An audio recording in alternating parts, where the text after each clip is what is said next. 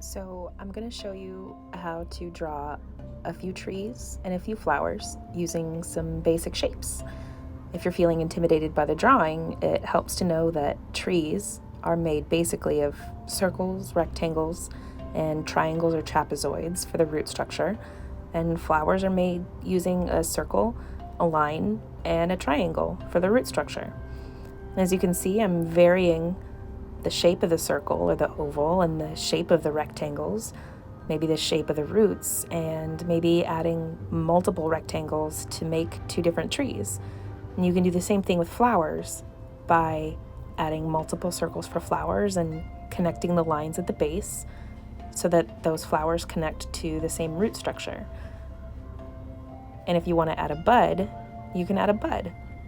So you'll see that each of these tree variations is a circle or an oval, a rectangle, and a triangle, and each of our flowers consist of circles, lines, and triangles. So now I'm going to go in and add some branches and some detail to the roots. Not much, but just a few lines to give me the idea of what's going to happen on those trees. So I might add a few main branches to each tree. And when it comes to the root structures, just a few main branches kind of going off in the same direction. All of the roots need to connect to the top of the root structure, which is the base of the tree, but then they spread out to gather water. On the flowers, I'm going to add a center for each of the flowers and decide how many petals. And I'll draw those petals in to start with by making some lines through the center of the flower, and that helps me get an idea for how many petals each of those flowers is going to have and where I need to have those petals connect to the flower.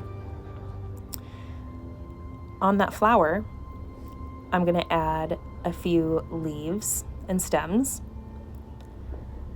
and I'm just going to go where I sort of think they might look good, where I have space on the page.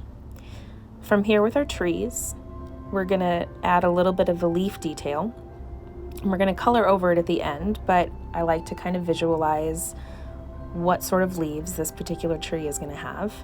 If it's a palm tree, I'm going in and using the lines that I drew on the branches to make the palm fronds go out in that sort of fanning shape that most palm trees have. And if you want, you can add in a few extra palm fronds to fill it in. Sometimes trees have a little bit more of a horizontal spread of leaves, so you can draw that around the edge. And sometimes if you draw a really short tree, you can give the idea or texture of really small leaves by giving it sort of a bushy, rounded appearance. On my flowers, you can do a basic circular pattern on the end of the flower petals so that it looks a little bit like a daisy. And then you want to take those curves that you drew at the end and sort of connect them to the lines that you made for the petals. And on the leaves, to make each of those, I start with a point at the end of the leaf and a curve at the base of the leaf, and then I connect the curve to the points, and that gives me a good shape of a leaf. If your leaves or your petals don't turn out perfectly at first, that's totally okay. Even if your pencil drawing doesn't look fantastic, you're going to add more detail once you color. So even though we still see our basic shapes, the circles and the rectangles here, we're going to be able to either color over that or erase it later, but having the structure there helps keep the visualization of what you're doing. So here you'll see the leaves again. I'm adding the points for the tip of the leaves and a curve for the bottom of the leaf, and then I'm connecting the curve to those points. On this flower, since we have a lot more petals, I went with a quicker structure of petal by just giving each petal a sort of pointed oval shape, and then doing the same on each of the connected flowers.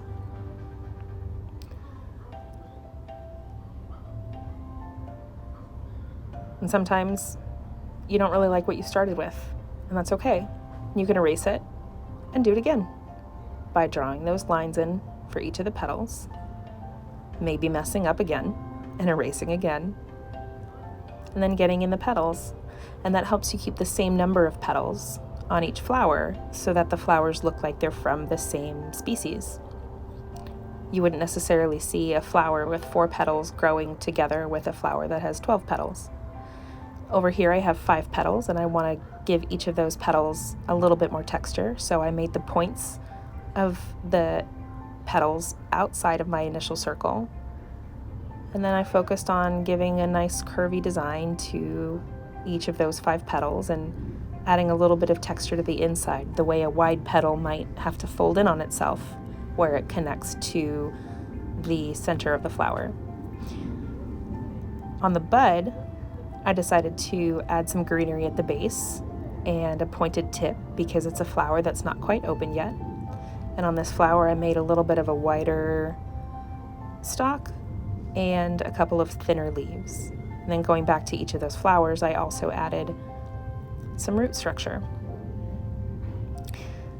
This is where I'm going to go in and add even more detail on the branches and maybe smooth out the sides of the tree so that it doesn't look as much like the rectangle we started with, but it has more of that smooth outline of a tree.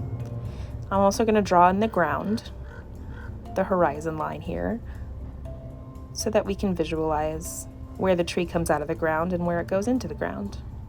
Palm trees tend to have a bit of a braid pattern like this by just making hatch marks in opposite directions and adding some detail to those hatch marks. And all of a sudden it looks that much more like a palm tree, especially when you add coconuts. On this tree that has more of a horizontal or flat shape of the leaves, I'm going to make sure that my branches also kind of demonstrate that flat shape. It's a good opportunity to erase those initial rectangle lines. And on my low bushy tree, I'm going to add in a little bit more of the small leaf detail. And I'm taking the opportunity to go in and erase those base lines as well, now that I have a better shape to each of those trees. Continuing with my horizon line on the other trees, which helps me visualize where those root structures are going to go. When it comes to varying your root structures, you can either choose to have a nice rounded root structure that looks a lot like the tree above it. You can give a tree, like a bush, a nice shallow and wide root structure. Or you can give a tree like a palm tree a deeper root structure because it goes deeper into the ground to gather up some of the water that's there. And as you erase those initial shape marks, it helps to put back some detail there so that you still have the visual. And if you erase some of the details that you wanted to keep, you can draw over those details again.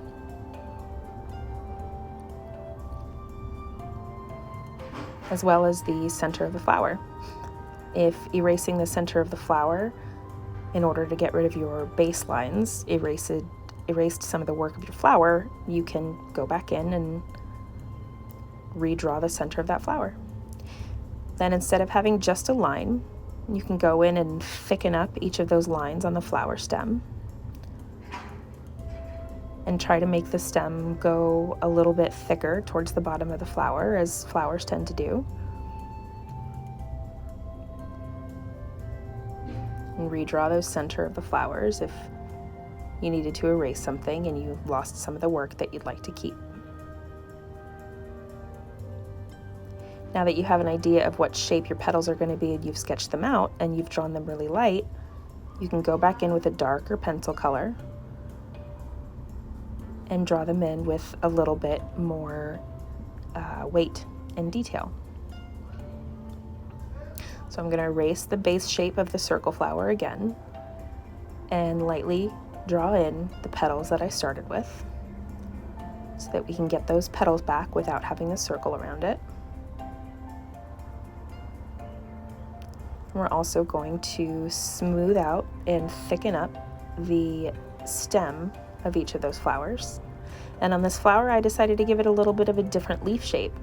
Or sometimes you see leaves that come out where there's a shoot that might grow some new flowers or some new leaves, and they have those small beads at the end.